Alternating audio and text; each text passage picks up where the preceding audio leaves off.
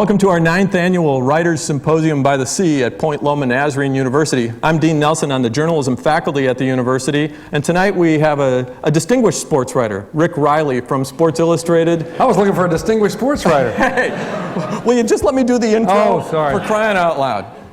We have Rick Reilly with our Writers Symposium this year because first and foremost, he's an excellent writer. Now, I'll give you some of the accolades that have been given toward him, but it isn't just sports that he can do. The guy can write. So, he has covered sports mostly, but when you read his work, you'll understand something, I think, much bigger than sports. He's been voted the National Sports Writer of the Year 8 times. 9.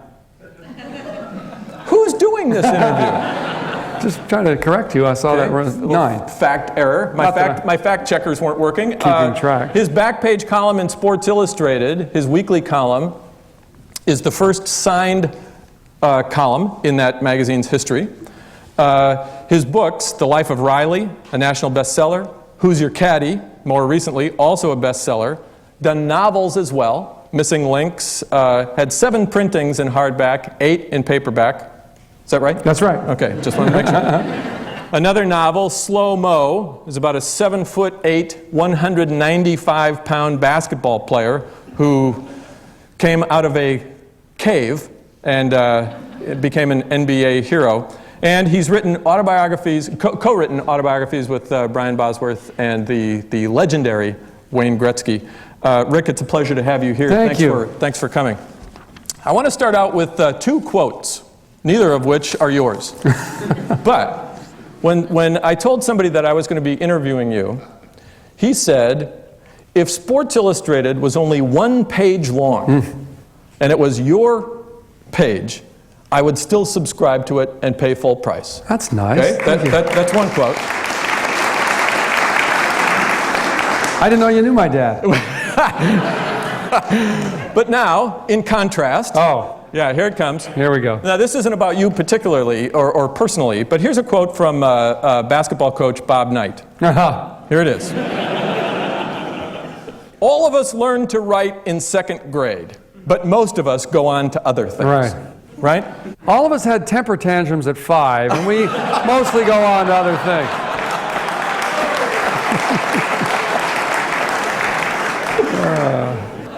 But you live in the tension of those 2 quotes, it seems to me. People just think you're a great writer, and then there are other people who just think sports writing, you're just bottom feeders. Right. Well, Frank DeFord used to have a great line about that. He said, because he was considered the greatest sports writer there for about 20 years, but he said, on the other hand, we never get any respect. People don't really think of us as writers. And so he said, it's like being named the world's tallest midget. That's kind of, I like that. I think I'm the tallest midget right about now. Well, You've been on a fast track though since you won that writing contest. How old were you when you won the? I won a high school. Well, I won a 1st grade writing contest. That's what I was thinking. Yeah, they put my story up in the bank window. That was kind of neat. And then I just I had my own newspaper in 7th grade. Taking it around. Did you know if you look through Mrs. Dalrymple's curtains, you can see that awful stuff. Well, that was a sport. That was a sport. And then I won a contest in high school. Won the state sports writing contest, and the guy who judged it anonymously, so he didn't know who I was, and I didn't know who he was, and I spent a year trying to figure out who he was, and finally found the guy, and he hired me as soon as we figured out. Oh, nice. Yeah, so that's how I got my start. Well, and then you worked on your college paper, University of Colorado. I actually worked in the town newspaper, the Boulder Daily Camera. At the Daily Camera, all right. So I do things like, write the column, write the lead. Michael Vickers remembers, a friend of mine from Boulder. I'd write the lead and do the cut lines. We'd write the headline. We'd be up till 2 in the morning and then drink till 4. And then I'd go to an 8 o'clock class where they'd go, in 1746, the penny whistle press. And I'm like, buddy, I learned this and 10 times more last night. That's true. And so college didn't help me that much. Yeah. Perhaps the wrong place to say that. No. What you meant was that college didn't help you very much. Right. I knew that's what you meant. Well, and I went to Colorado, which is... yeah, say no more. We've had a few problems lately. But it's good party school, though. Good party school. A lot of colleges football teams have trouble with their graduation rates and stuff and trying to get them up. At Colorado, we can't get them to leave. The party every night. We love it. Yeah, so please go. Well, my point was, you got this early start, but what really I thought was kind of interesting was from the Daily Camera, you go to the Denver Post, then the LA Times, and then the Sports Illustrated, all in about 4 years. That's pretty fast to make it to Sports Illustrated, isn't it? You know, if you sleep with the right people. Oh, that's right. You're from Colorado. Colorado. Yeah.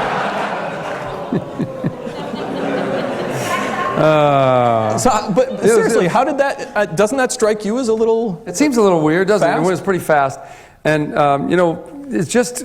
I just got on a roll, and I kept getting breaks, and you know, there'd just be a perfect time. Hey, you can go here. The Denver Post was bought by the LA Times, and so LA Times people started reading me. So I got a job right away at the LA Times. So that was 1983. Well, 84, I'm covering the Olympics. All of Sports Illustrated people are in LA covering the Olympics. And I happened to get hot with a couple of stories, and next thing you know, I'm at Sports Illustrated. So, but you notice I haven't gone anywhere since then. It's just been stuck. Yeah, you've pretty much plateaued.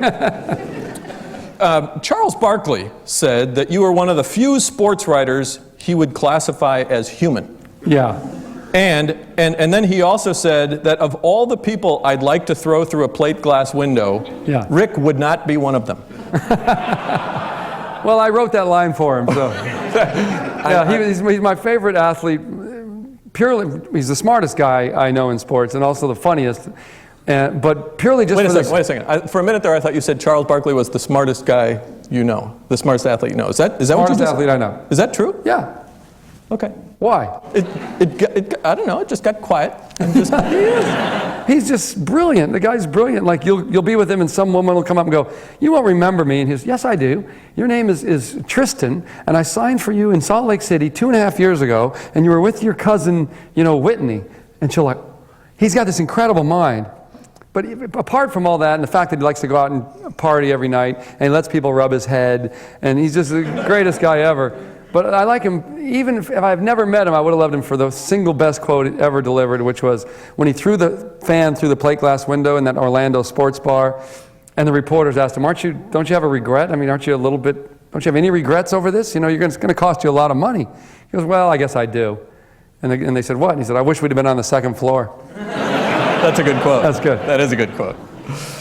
Well, but there's a certain tension, it seems, like with sports writers and athletes. Obviously not with Barkley, but does that ever bother you when people maybe not Bob Knight, but people that a lot of the culture reveres, they just seem to detest sports writers? Well, it bothered me when I was in a twin-engine Cessna with Reggie Jackson over the Hopi Indian Reservation, and he threatened to throw me out. He threatened to pitch me out. He was that mad. And then it bothered me, the tension between athletes and writers at that moment. And I had to suddenly, I didn't mean that last question. Here, you just fill out the answer. It was like, oh boy. But, I'm not there to be their friends. I know that ESPN, I think, in a lot of ways, is conducting journalism by Rolodex. It's like, hey, we know these guys. We party with these guys. And it's been my complaint about a lot of televised journalism, which rules the roost now, is that they're in bed with all these leagues. So ESPN can't really give you the hard-nosed story about Major League Baseball, and they can't really break a big NFL negative story because they're in bed. They want the contract for the next year. Were they to lose their NFL contract, they'd be in real trouble. And same with they're in bed with the NBA because they're with ABC. So I don't mind them being afraid of me. I don't mind the fact that I'm not friends with a lot of athletes because I want to be friends with the guy in Peoria who's paying whatever he is for a year's subscription, and he sits down in his lazy boy and he's got 100 choices, TV, his wife's yelling at him, whatever, and I want him I got to make it interesting and real and honest for him. And so that's what I go for. That guy, I actually think of this guy sitting in his Bark Lounge. I said, this guy has had a brutal week. What's going to make him laugh? What does he want to know? What piece of information is he going to want to be able to get a little fun out of at the water cooler the next day? So you think about that before you actually I think about that, and I think, what little surprise gift can I give him in his mailbox next Thursday? I want to surprise the guy. So I want it to be funny or sentimental, angry, off the wall, breaking news, whatever. And I want it to be different every week. Because for years, that back page column was written by 10, 20 people. Mm-hmm. And then finally they decided just on me. settled on me, and I felt a lot of pressure because I want to mix it up. So I do think about that. That's the guy I want to be friends with. I don't care about being friends with Sammy Sosa or Barry Bonds. Yeah, well, I do not. when they're about to break me in half. Yeah. But other than that. Well, now, and I don't know if this is your quote or a Jim Murray quote that said writing a column is like riding a tiger. You don't want to stay on, but you don't want to get off either. Yeah, well, when he got towards the end of his career, Jim Murray, the great LA Times writer, he had a really wonderful career, but he also had a very sad, tragic life. You know, his son died in a drug overdose, and one child left and disappeared for years, and his wife died, and he was just a great, great man with a sort of a tragic life. And I said, why don't you quit? He said, you know, you can't get off it because, you know, what would you do with your life? You've done this 4 times a week. Right. You know, and even though I only do 1 a week, people say, well, how long does it take you to do it? Oh, it takes, I said, it takes about 2 hours, 3 hours. Well, what do you do the other 168 hours? I said, worry about those 2 hours. Yeah, exactly. I do. Exactly. Like I heard, my sources told me you were trolling for a column this morning in La Jolla and you got nothing. I got nothing, and I'm looking for ideas if you have any, because I got nothing. And about Friday, if Friday comes along and I still got nothing, then I'll have my head in the oven. All right. That'll be the end. Now, let's go back to when you were a kid. I know you loved to read Jim Murray, but who else did you like to read? Damon Runyon. Anything by Damon Runyon. Just sports, though? Well, Damon Runyon, no, none of his sports stuff. All the great fiction he did and his trial coverage. Jim Murray, Dan Jenkins, a guy named Dan Jenkins at Sports Illustrated, he's just hilarious. He was just hilarious. I like the old guys, you know. I like the guys with a little fedora and a little press thing, and a little cigar, you know. And they're such good writers, they don't have to go down and quote anybody. I mean, so many sports writers today fall on that old, tired thing. They're like, it was a war out there. It was a war yesterday when Point Loma defeated whoever 37-36 in football. And then the next paragraph, quote, boy, was it a war out there, said coach, you know. But you don't need that. Those guys never even used to go down. They trusted their own eyes and their own brains to say something far funnier and more interesting and pithy than the second string linebacker's ever going to tell you. So I see so many writers, you know, just they just rely on that, on quoting. You know, they got to quote, they got to quote. The other thing I try to tell people, the interview never ends. You might put away your notepad, but if you're with the guy, you never know what's going to happen. I was interviewing Dick Vitale once, and you know, he fills up your notepad and he fills up your answering machine. He's just he goes through every beep. No person here has a beep long enough for Dick Vitale. He goes right through it.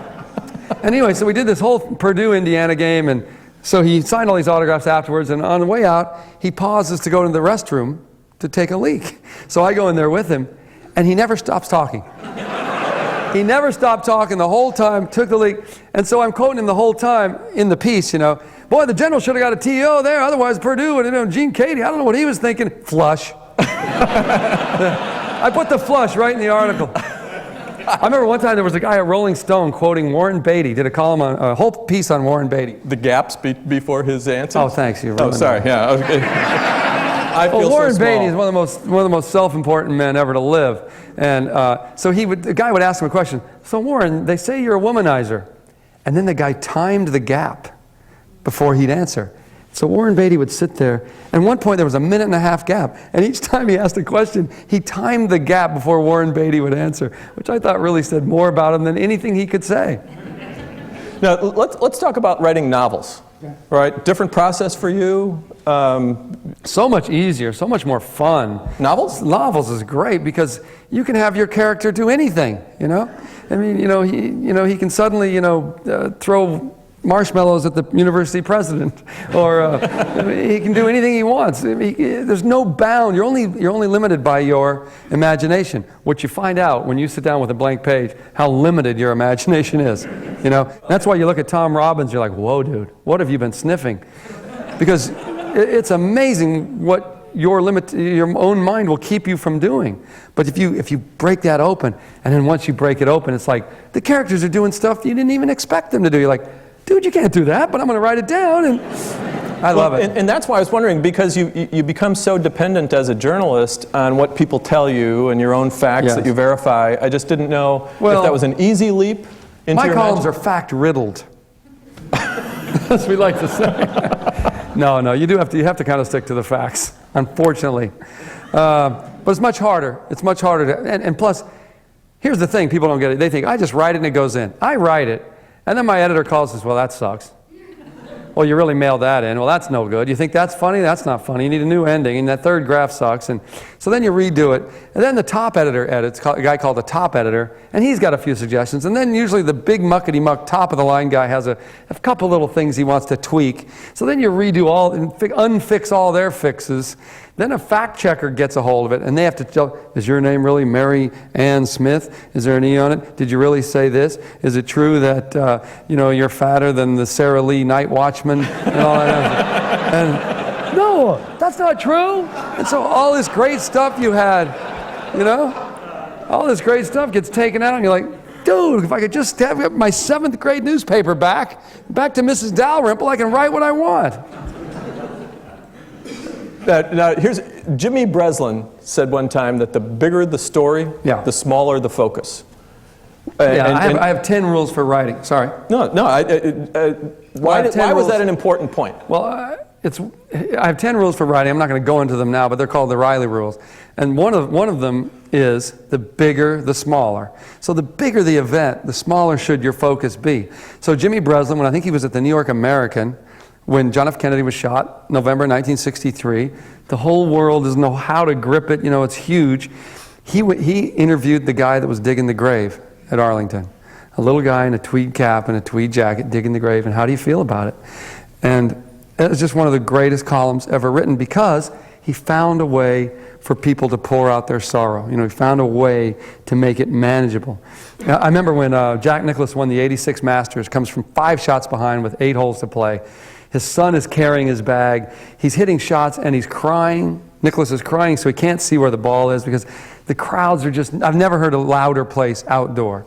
People just, like guys that were supposed to be working the hot dog stands, left them abandoned. Women in dresses were climbing trees.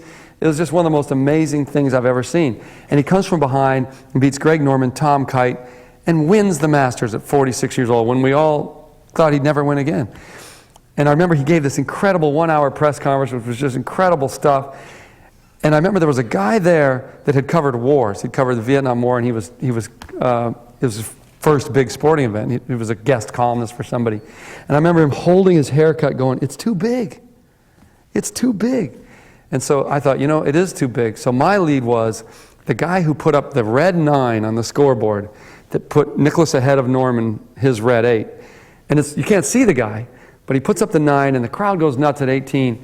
And then he reaches from behind the scoreboard so everybody can see his arm, and he starts going like this. And I remember writing about the arm. I remember when Tiger won at 97 there, first black player ever to win. They'd only allowed black members 6 years before. They'd only allowed a black player even to set foot on the place in 79. And so here was this guy who had just set the whole world on its ear, black man, young kid, and he beats the world by 12 shots. It was just too big. And so I wrote about this fat little pudgy guy who fought through the crowd to try to slap him on the back through hundreds and hundreds of people as he's being led to the green jacket ceremony, and it was Jack Nicholson. So it was just a great little moment, Really?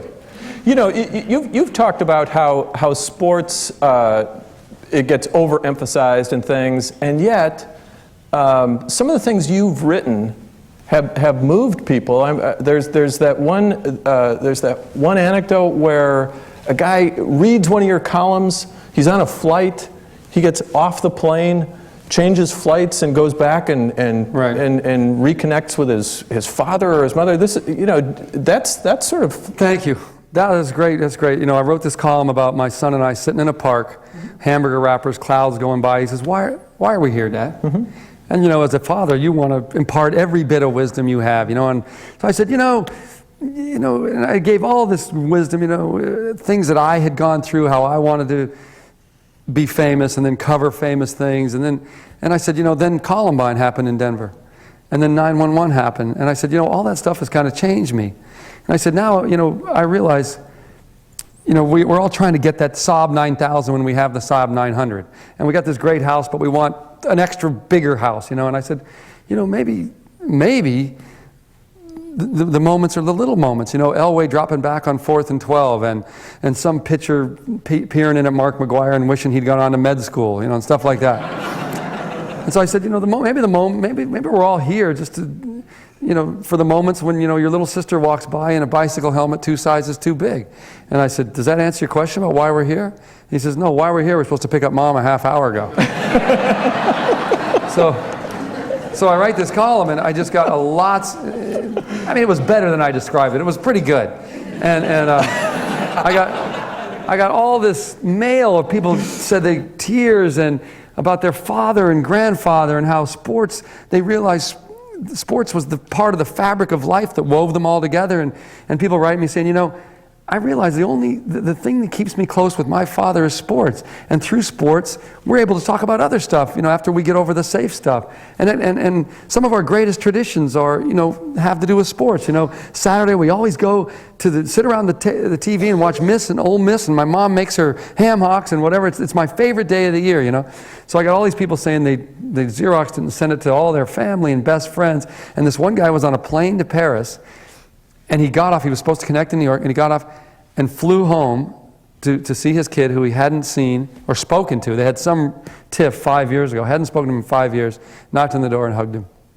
So it's just that's pretty powerful. So I do like to think that I don't write about sports. I happen to write about people who do sports, but it's mostly about people. Now, President Clinton also called you about a column. That make you a little nervous? Well, I played golf with him. Is that what you mean? Yeah. Well, I played golf with President Clinton, which is a cool thing in itself. Right. Because, when you're with the president, mulligans are protected under the Constitution. Yeah.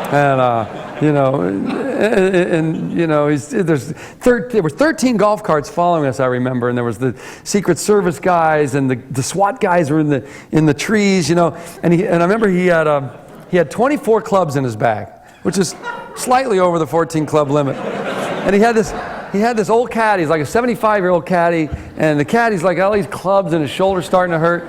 And Clinton's hitting these shots. He did play his first shot. He played it. But he'd hit these extra shots, which we called billigans. They weren't mulligans, but they were kind of illegal, and they were kind of cheaty, but he played his first ball, so we didn't know what to call them, so we called them billigans. But he kept getting on his toes and hitting these sweepy shots right, and the SWAT teams weren't picking up the balls for this caddy. They're like wrestling squirrels or something. I don't know what they're doing.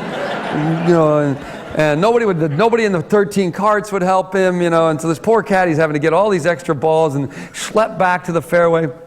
And finally, about the 7th hole, the caddy just had enough. Didn't matter who it was. He said, "Get off your toes. You ain't no damn ballerina." President of the United States. And the chief of protocol was like this, and the assistant chief of staff was there. The SWAT teams, all looking to see what the president would do to this guy. Because, if you're in like Kuala Lumpur or something, the guy's tongue's cut out and his kid's tongues, forever. Oh, you're born, got to cut out your tongue. Sorry. It goes back 130 years. But in the greatest country in the world, President Clinton said, sorry.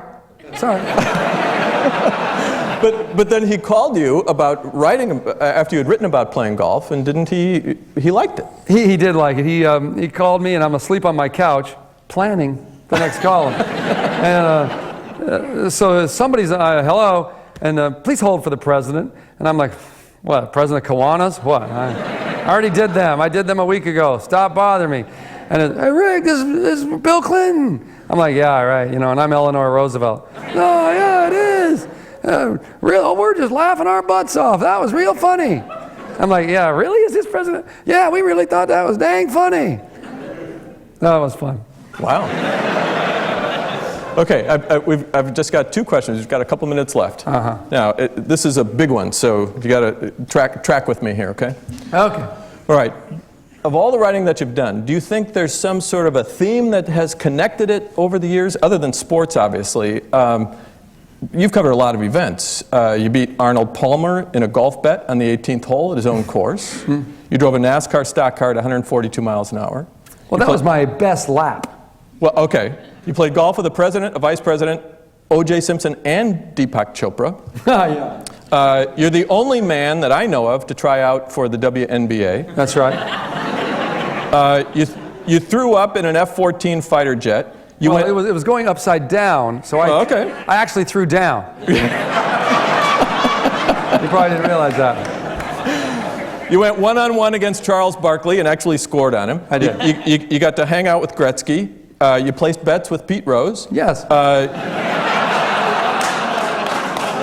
Yeah. You were in a Miller Lite ad, and you played 108 holes of golf in one day. Now, I'm wondering, take away the sports part, is there a theme in what you write of all this sort of stuff? Because I think there is. I would say groins. Is that the right answer? There's always some kind of reference to groins and all this stuff, the Colorado scandal, the Clinton thing, groins. Is that what you mean? It's not the answer I came up with. What is it? But here's what I think, and it's right out of Who's Your Caddy? And it's a quote from Tom Sullivan talking about the blind golfer, Bob Andrews. So here's what I think is the theme, and you see if I'm right. Here's a quote from Tom Sullivan. He says, "Every blind person is told at first he's going to be dependent on others his whole life. And so they react wildly. They do anything they can to be independent. Right. You know, walk into traffic, take up dangerous sports, stuff like that, stuff that will prove to the world they don't need them. But it only makes them unhappier. Eventually, through love, they recognize that the only way to be happy and at peace is to live interdependently, to live knowing that they need others and others need them, and that's what blind golf is, a symbol of that lesson, the notion that we all need each other, blind or sighted." My sense is the things you've written recur, those themes recur in a lot of what you've done.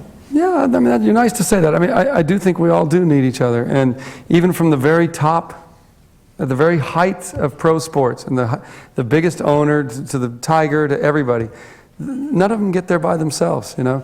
And that's why when a guy scores a touchdown and picks up a cell phone and calls himself, I'm like, no, dude, call your line. They blocked for you. You know, call the other receiver who took two different. So one great thing about sports is you can't fake it. You know, Tom Cruise's kid, if he wants to act, he's going to be able to act. But Tom Seaver's kid, if he wants to pitch, he's got to prove it. And it takes all of them, his family, his dad raising him right, his mom being there, his brothers catching him, his teammates, his coaches. And I think we're all in this together. And it goes way beyond sports. And that's what I mean about the fabric of life. We're all in it together. It's just sports makes it easier to see. You know, we're all there together. I mean, no man really is an island. We're all stuck with each other. Final 30 seconds here. We have a bunch of aspiring writers, sports writers and other kinds of writers. Give me your 30 seconds of best advice. I'm not giving them my advice. I got 3 kids to put through school. Forget them. No, you know, I just follow my number one rule is what Oscar Wilde said: never write a sentence you've read before. So if you find yourself writing, yeah, he really beat the guy up, don't do it. Don't press the button. Don't send it. Don't print it. Change it to, you know, he turned him into 6 feet of lumps, you know. Instead of saying he was quick as lightning, say, you know, he was faster in rent money. You know, find ways to make it fresh, because that guy in Peoria sitting in that, you know, lazy boy, there's no city ordinance says he's got to sit there and read you. You start writing sentences like that, they flip you across the room, and pretty soon you're not doing Point Loma speeches anymore. Rick Reilly, thank you so much for being with us tonight.